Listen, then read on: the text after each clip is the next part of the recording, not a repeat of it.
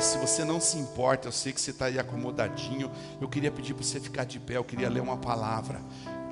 Deus me deu um sermão, vai ser bem rapidinho, mas um sermão profundo, que eu mesmo, com o meu legalismo, imagine, executivo de multinacional, depois empresário, todo cheio de poder, de orgulho, de se achava, né?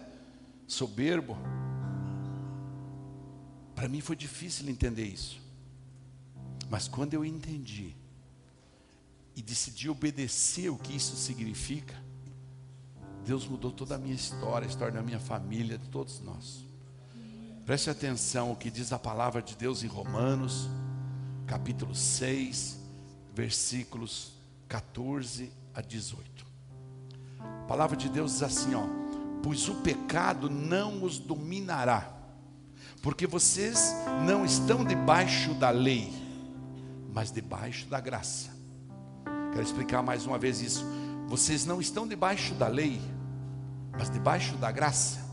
E então, outras versões falam, e daí? Então, vamos pecar porque não estamos debaixo da lei, mas debaixo da graça? De maneira nenhuma, Paulo diz. Não sabem que quando vocês se oferecem a alguém para lhe obedecer como escravos, tornam-se escravos daquele a quem obedecem? Escravos do pecado que leva à morte, ou da obediência à palavra, aí que eu quero colocar, que leva à justiça. Mas graças a Deus, porque embora vocês tenham sido escravos do pecado, passaram a obedecer de coração à forma de ensino que lhe foi transmitida. Vocês foram libertos do pecado e tornaram-se escravos, servos da justiça. Ou seja, tornaram-se escravos de Deus por amor. Escravo de Jesus por amor. Feche seus olhos, curva sua cabeça. Deus, nós entendemos que essa é uma palavra rema, uma palavra de direção. Essa é uma palavra que norteia a vida do cristão, que dá destino ao cristão. Por isso nós essa noite precisamos muito da tua ação sobrenatural sobre nossas mentes, sobre nosso entendimento, sobre aquilo que nós cremos. Em nome de Jesus, ajuda a deixar as cinzas para trás e a entender o novo que o Senhor tem para nós essa noite. Em nome de Jesus, amém. Amém? Pode sentar, por favor.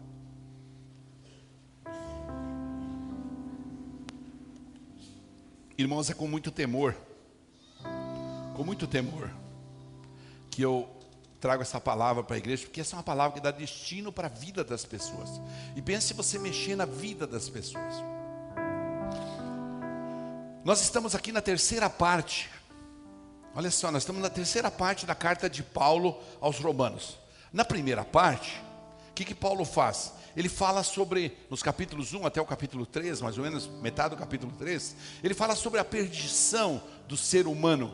Como nós, a raça humana, nos perdemos. Já você vai entender um pouco melhor para frente. Na segunda parte, na metade do capítulo 3 até o capítulo 5, ele fala sobre salvação e justificação pela fé. Na terceira parte, que é essa parte que nós estamos e acabamos de ler do capítulo 6, da carta de Paulo aos Romanos, ele fala da santificação, que descreve como nós, os pecadores e perdidos deste mundo, devemos viver aqui nesta terra. É disso que nós vamos falar, como nós devemos viver. Mas tem a quarta parte, que vai dos capítulos 9 a 11, que fala de escatologia. Paulo explica para os romanos o papel da nação de Israel, do povo escolhido de Deus, lá em Abraão, como que isso está nos planos de Deus. E a quinta parte, nos capítulos 12 a 15, ele desenvolve algumas normas práticas para a igreja. E por fim ele termina a carta no capítulo 16, saudando suas pessoas, seus conhecidos que lá em Roma haviam ficado. E se eu pudesse dar um título para esta ministração, sempre me perguntam para colocar na internet, então eu já vou falar aqui, fica gravado lá. Nós estamos, eu digo, debaixo da lei ou debaixo da graça? Não estamos debaixo da lei, mas debaixo da graça. Eu queria até que você repetisse isso comigo. Diga: eu não estou debaixo da lei, mas debaixo da graça. Vamos entender o plano de Deus para a humanidade. Deus cria o universo. Vamos voltar lá no comecinho para a gente fazer pegar alguns pontos. Não é possível você reprisar em um minuto a Bíblia do Antigo Testamento até o Novo Testamento, mas você pode ter uma ideia. Olha só, Deus criou o universo, Deus criou o homem e a mulher à sua imagem e semelhança e leva para o paraíso, Adão e Eva. Eva cede à tentação, à manipulação de Satanás e come do fruto proibido, que falava do quê? O bem e o mal. Vai lá e se alimenta da fruta da árvore do bem e do mal. Então o homem é expulso do paraíso e recebe um negócio que eu e você temos para nossa alegria, porque podemos decidir o que queremos, mas também para nosso peso, um negócio chamado livre-arbítrio. E nós decidimos se nós queremos pecar, não queremos pecar, se nós queremos obedecer, não queremos obedecer, nós decidimos se queremos ficar nervoso, não queremos, nós decidimos o que nós queremos para a nossa vida. Então o homem peca, é expulso do paraíso, como eu disse, e recebe esse discernimento. Aí Deus, através de Abraão, escolhe o povo hebreu para cumprir seus planos de salvação para cada um de nós. Escolhe depois Moisés para libertar esse povo do Egito. É linda a história de Moisés. E é importante, eu pontuei ela aqui, porque Deus dá a Moisés a lei mosaica, onde ele estabelece todos os parâmetros, as ordenanças de natureza civil, as ordenanças de natureza cerimonial, as ordenanças de natureza moral, que é a lei dos 10 mandamentos. Ele dá no Monte Sinai para Moisés, e então instituiu-se a lei mosaica. Todas as regras, mandamentos, mandatos, para que o povo obedecesse e cumprisse e determinantemente obedecesse. E isso se chamou lei. Aí Deus, em sua imensa misericórdia, então começa a manifestar através dos seus profetas, na sequência de anos e anos, e você vê isso em Salmos, você vê em muitos livros, mas o mais saliente de todos é através do profeta Isaías, que 800 anos antes de Jesus Cristo, ele começa a indicar que Deus vai mandar um remidor, um salvador, alguém que, ali ele já começa a falar que vai sofrer muito. E se você vai no capítulo 53, e eu desafio você, essa semana, a ler o capítulo completo de 53 do livro de Isaías no Antigo Testamento, você vai entender que Deus estava dando uma notícia para nós, humanidade. Eu vou mandar o meu filho para que pague o pecado de todos. Deixa eu pegar só aqui alguns versículos. Isaías 53, versículo 4 até o 6.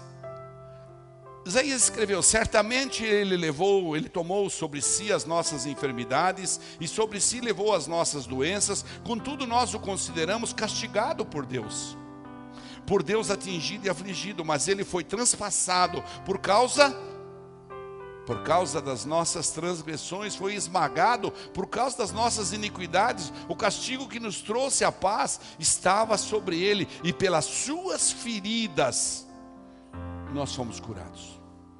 E é em cima dessa frase que nós fazemos uma revisão de vida. E Deus tem agido lá dessa forma. Todos nós, tal qual ovelhas, nos desviamos, cada um de nós se voltou para o seu próprio caminho, e o Senhor fez cair sobre ele a iniquidade de todos nós, ou seja, a iniquidade minha, tua.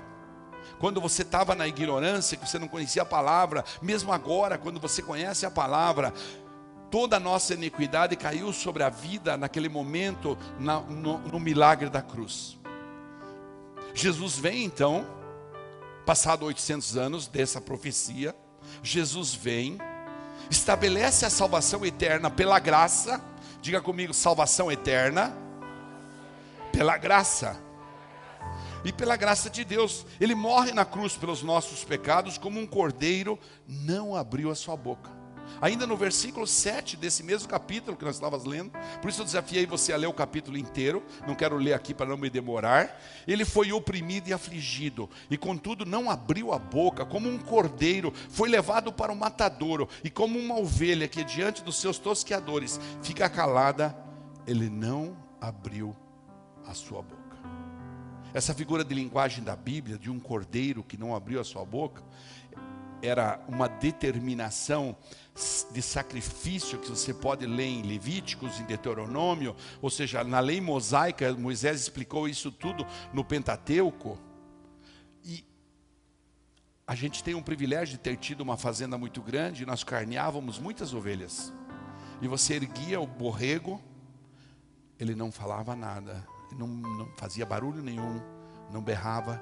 Você passava a faca afiada no pescoço dele, segurava a cabeça para que o sangue corresse, e ali ele morria. Foi dessa forma que Deus planejou um homem santo que conseguisse cumprir a lei, sem falhas, imaculado, que recebesse um corte no pescoço. Aqui a palavra fala diferente, fala, foi transpassado, para que no meu lugar. Então ele ressuscita e deixa instituído sobre a terra a graça. Porém ele não veio acabar com a lei. Em Mateus capítulo 5, versículo 17 fala, não pensem que vim abolir a lei ou os profetas. Eu não vim abolir, mas eu vim cumprir. Paulo afirma nesta carta aos Romanos que não estamos debaixo da lei, mas debaixo da graça. Mas Jesus já tinha cumprido a lei. Fala, não, então tudo que for pecado, desde que, e nós vamos falar bastante disso, porque hoje temos Santa Ceia, desde que haja um arrependimento, vai gerar uma remissão. Diga comigo, arrependimento genuíno me coloca debaixo da graça, me dá passaporte para a salvação eterna. Consegue entender essa grande maravilha de Deus? Ou seja, eu me arrependo dos meus pecados de uma forma profunda. E quando eu falo de arrependimento, eu não falo de uma repetição como o cartão de crédito que eu pago todo ano, todo mês, perdão, no Banco do Brasil. Não posso fazer isso com a minha vida de pecado. Então eu não tenho aliança, então eu não tenho entrega, então eu não tenho sacrifício, então eu não tenho arrependimento genuíno. Arrependimento genuíno, ele pressupõe, stop, parou o pecado. Então o que é estar embaixo da lei? Vamos entender primeiro o que é estar embaixo da lei, para depois entender, porque muitas pessoas estão 20 anos, 15 anos, 5 anos, 3 meses, não conseguem por causa da natureza humana, sair da lei, da justiça própria. Não consegue abandonar. Então vamos entender o que é estar debaixo da lei. Estar debaixo da lei é a tentativa que uma pessoa faz de tentar agradar a Deus, ou melhor, de tentar merecer de Deus alguma coisa com base no seu esforço pessoal. Alguma coisa com base no seu esforço pessoal. No modo pessoal, nas suas conquistas, na sua dedicação. Olha aqui para o pastor. Na sua dedicação, na sua moralidade. A pessoa quer conquistar alguma coisa e ela fala, não, eu faço na carne e acabou, eu sou mais eu. Comigo não tem jacaré, eu sou mais eu. A pessoa, na sua liberalidade, na sua conduta, ou seja, estar debaixo da lei é qualquer tentativa do ser humano de agradar a Deus pelas próprias forças. Isso coloca ele debaixo da lei. Porque na hora que o ser humano diz, eu quero fazer alguma coisa para agradar a Deus, o que é que eu posso fazer para agradar a Deus? Então, nesta hora, na hora em que uma pessoa tenta chegar a Deus pelo seu próprio esforço, ela se coloca debaixo da lei. Você já vai entender, fique tranquilo, quando nós chegar debaixo da graça, você vai entender como proceder. E é imediatamente convencida pela lei de que ela fracassou, porque é impraticável. E que ela está perdida então. E descobre que ela não poderá jamais chegar a Deus por si mesma. Então, você encontra pessoas dentro do Evangelho que estão tentando viver embaixo da lei, que são tristes, que são deprimidas, que são machucadas, que não conseguem perdoar e nem pedir perdão, que estão debaixo da lei porque são justiceiras próprias. Ou seja, estar debaixo da lei é ser uma pessoa justiceiro, intransigente, legalista. Religiosos legalistas, está cheio de religiosos legalistas. Mas eu fui no domingo, no culto, o que o pastor quer mais? Hipócritas, como Jesus disse, que por fora são pintados de cal branco e por dentro tem cheiro ou fedor da morte. Essas pessoas vivem embaixo da lei. Olhar o cisco no olho dos outros e achar que sua conduta é ilibida ao ponto de dispensar a misericórdia de Deus e consequente graça de Deus, é apenas um dos pontos que você pode imaginar que a pessoa está debaixo da lei. Estar debaixo da lei é viver escravo do pecado. Diga comigo, estar debaixo da lei é viver escravo do pecado. Por isso nós convidamos todas as pessoas a usar essa ferramenta chamada revisão de vida, que é para a pessoa abandonar isso. Escravo do mundo, dominado pela carne, condenado pelo pecado e caminhando para a condição de perdição eterna. Então ele está dentro da igreja, mas ele está perdido. Ele não tem salvação, porque ele olha o cisco do irmão, ele é justiceiro, ele é legalista, ele não entende o favor de Deus, ele não consegue. Romanos 6,16, vamos pular um pouquinho, vou lá para frente, fala assim: não sabem que quando vocês se oferecem a alguém para lhe obedecer como escravos, tornam-se escravos daquele a quem obedece? O escravo do pecado que leva à morte, o da obediência à palavra que leva à justiça. Então deixe-me explicar. Paulo está dizendo, se você cede ao pecado, você vira refém dele. Você vira refém. Se você cede a Satanás, Satanás fala, vem, provavelmente ele vai te dar mais. Se por exemplo ele descobrir que te dar dinheiro te afasta do reino de Deus, ele vai te dar dinheiro. Se ele descobrir que te dá para um homem, dá uma mulher vestida sexualmente, atraentemente, todo dia na frente dele, ele vai dar um jeito de providenciar isso para ele, para afastar. Porque toda vez que você decide caminhar para o lado de Deus, há um mundo espiritual guerreando com você. Diga comigo, eu estou numa batalha. Sabe a tua batalha para preservar a tua salvação? Só para preservar, como está em Hebreus 10. Para preservar. A salvação ela está garantida para você, mas você precisa preservá-la. Nesse propósito, então, eu quero que você entenda o que significa isso. Se você decide vir para a igreja, decide se apaixonar por Jesus e viver embaixo da graça, você torna-se escravo de Jesus por amor, escravo de Deus por amor. Mas em compensação, se você decide criar ilegalidades na sua vida, uma atrás da outra, você arruma um namorico na internet, você fala mal de alguém, você critica, você desonra, como a pastora ensinou no culto das amadas aqui, sobre honra. Você desonra os seus pais, você desonra seu patrão, você desonra seu pastor, sua autoridade espiritual. Como diz Paulo mesmo, explica muito bem isso das autoridades. Então, se você tem isso, isso sequestrou você. E à medida que você é sequestrado, você vira escravo. Então você é escravo daquilo. Quanta gente é escravo da masturbação, quanta gente é escravo da televisão, não consegue abandonar um futebol para vir num culto. Quanta gente é escravo da televisão à noite para ver pornografia. Quanta gente é escravo da televisão para acabar com o diálogo no lar. Agora com esse negócio de internet, de Facebook e coisa errada, viraram escravo da coisa. A gente foi jantar fora, porque fizemos 44 anos de casado. Então fomos levar a família a jantar fora. Que velho assim, já não vai mais sozinho os dois. Fala, vamos levar a família. E aí fomos jantar. Aí de repente a própria pastora olhou, cada um estava com o celular em cima da mesa. Nós somos gente como vocês. E aí ela falou, escuta, tá lindo esse diálogo de vocês. Nossa, estou conversando pelo WhatsApp, hein?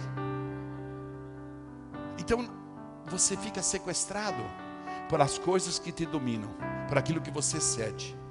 E esta é a situação de todo ser humano, desde Adão até agora, quer judeus, quer gentios, escravos do pecado. O Paulo contrapõe isso, apresentando a graça. E lá em Romanos 3, verso 21, ele fala assim, mas, diga comigo, mas, não, vamos dizer mais alto, diga, mas, aí ó, isso, mas, agora se manifestou uma justiça que provém de Deus, independente da lei, da qual testemunham a lei e os profetas, justiça de Deus mediante a fé em Jesus Cristo. Diga comigo, justiça de Deus mediante a fé em Jesus Cristo. Continue dizendo, para todos os que creem. E olha que lindo isso aqui, ó. Nesse mesmo versículo está escrito assim, ó, não há distinção. Pode dizer comigo, diga, não há distinção. Mas então quer dizer que o pastor está no mesmo grupo. Mas eu sou um cara rico, está no mesmo grupo. Eu sou um pobre, está no mesmo grupo. Eu tenho muito trabalho, está no mesmo grupo. Eu não tenho trabalho, está no mesmo grupo. Todos, não há distinção. Para todos foi estendida a graça. Para todos. Pois todos pecaram. Aí vem o detalhe, versículo 23. Pois todos pecaram e estão destituídos da glória de Deus. Diga comigo, todos pecaram. Diga, eu pequei. E então, enquanto eu não tenho a glória de Deus, enquanto eu não tenho a graça de Deus, eu estou destituído da glória de Deus. Então, sendo justificados, continua no 24, sendo justificados gratuitamente da sua graça, por meio da redenção que há onde? Em Cristo Jesus, ou seja, no milagre da cruz. A coisa mais importante da vida do cristão. Mais importante. A gente percebe que a igreja precisa pregar mais sobre o milagre da cruz. A igreja precisa pregar mais. Deus ofereceu como sacrifício para propiciação. O que é propiciação? Eu peco. Eu tomo conta. Então Deus pegou o teu pecado, o meu pecado, a tua falha, a minha falha, o teu deslize, o teu pensamento mau, a tua malícia, não importa o tipo de pecado. Deus pegou isso para propiciação, mediante a fé. E aí você tem que crer, porque fé precisa crer. Pelo seu sangue demonstrando a sua justiça. Em sua tolerância, olha só, havia deixado impunes os pecados anteriormente cometidos. Aí dá para nós entender então o que significa estar debaixo da graça. Entendemos o que significa estar debaixo da lei. Vamos entender o que significa estar debaixo da graça. A graça de Deus é aquela maneira... deixa eu até tomar uma água que eu gosto de falar disso. É aquela maneira graciosa, gratuita, misericordiosa, amorosa e principalmente não merecida, imerecida, pela qual Deus, olha só, Deus justifica, Deus perdoa, Deus aceita. Deus justifica, Deus perdoa e Deus aceita. E o mais lindo ainda, e recebe pecadores perdidos como eu. Não muito raramente, pessoas que me conheciam antes da minha conversão, 20 anos atrás, 22 anos atrás, e falam, mas como? Porque estão na lei. Não, esse cara tinha que ter matado. Isso é ruim. Mas a graça alcançou a mim, como sacerdote do lar, a família, e agora faz tipo spray assim de irrigação. Nós fomos viajar, fazer aquelas irrigação, eu me lembrei disso, é tipo spray. Vidas são mudadas, porque um dia a graça alcançou. Essa é a estratégia de Deus. Ou seja, eu vou repetir, a graça de Deus é aquela maneira graciosa, gratuita, misericordiosa, amorosa, principalmente não merecida, pela qual Deus justifica, perdoa, aceita e recebe pecadores como todos nós. Aplauda o Senhor Jesus por isso. Deus, nós te louvamos. Senhor, nós te louvamos porque o Senhor nos dá esse discernimento. É chamada graça, porque Deus faz isso gratuitamente, por isso chama graça. Sem exigir as obras da lei mosaica por parte do homem. Deus não está exigindo obras da lei mosaica. Ele faz isso livremente, sem impor condições a nós, seres humanos. Exatamente porque o ser humano não tem condição para cumprir a lei na sua totalidade. Exatamente porque o ser humano não pode satisfazer o menor dos requerimentos de Deus. Por isso então Deus, o Criador dos céus e da terra, que planejou você antes que você tivesse nascido, antes que na eternidade Ele sabia, Ele sabe e Ele saberá, e sempre não tem passado nem presente nem futuro. Só tem presente, perdão, não tem passado, não tem futuro. Deus sabe que você está sentado aqui, aprendendo da graça dEle. Então, Ele justifica, Ele perdoa, Ele aceita o homem gratuitamente, através do milagre da cruz. Você pode dizer um aleluia bem forte? Ele justifica, Ele perdoa. Então, viver debaixo da graça é você ter entendido que debaixo da lei você não pode agradar a Deus. Então você se rende a Ele. Porque enquanto você está lutando com Ele, você está querendo que a tua carne fale, que a tua alma fale. E não é isso, Ele quer que você se renda a Ele. E que jamais você vai satisfazer as demandas de Deus com suas próprias forças. E então você, humildemente, recebe de graça o perdão e a salvação que Deus lhe oferece. Mediante quem? Mediante o sacrifício da cruz que nós comemoramos aqui na Santa Ceia. Esse é o processo. Porque é nesta base, olha irmão, escuta isso. É nesta base, somente nesta base, que Deus pode ser gracioso, ou seja, na base da cruz.